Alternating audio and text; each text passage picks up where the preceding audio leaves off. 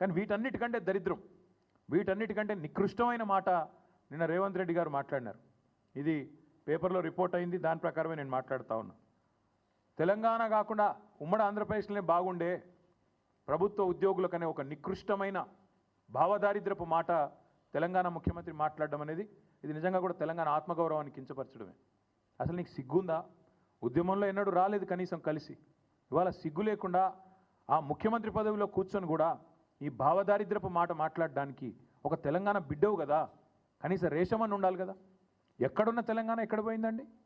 10 ఏళ్లలో భారతదేశానికే ఆదర్శంగా నిలబడ్డ తెలంగాణను పట్టుకొని ఉమ్మడి ఆంధ్రప్రదేశ్లోనే బాగుండే పరిస్థితులను మాట్లాడడానికి నీకు మనసెట్లొచ్చింది? నీ రాష్ట్రాన్ని నువ్వే కించపరచడానికి నువ్వు ముఖ్యమంత్రి అనే ఇంగితం కూడా నీకు లేదా? ఆ మాత్రం సోయి కూడా లేదా అని బాధతో అడుగుతా ఉన్నా. ఒక ముఖ్యమంత్రి పదవిలో కూర్చున్నావు, అదృష్టవంతుడివి నువ్వు. ఎంత గొప్పగా మాట్లాడాలి నువ్వు నీ రాష్ట్రం గురించి, నీ ప్రభుత్వం గురించి కూడా గొప్పగా చెప్పుకోవద్దంటలేదు మేము. కానీ రాష్ట్రాన్ని చిన్నగా చేసి చూపెట్టడం అనే దౌర్భాగ్యం అనేది అయితే ఉందో నిజంగా కూడా బాధాకరం.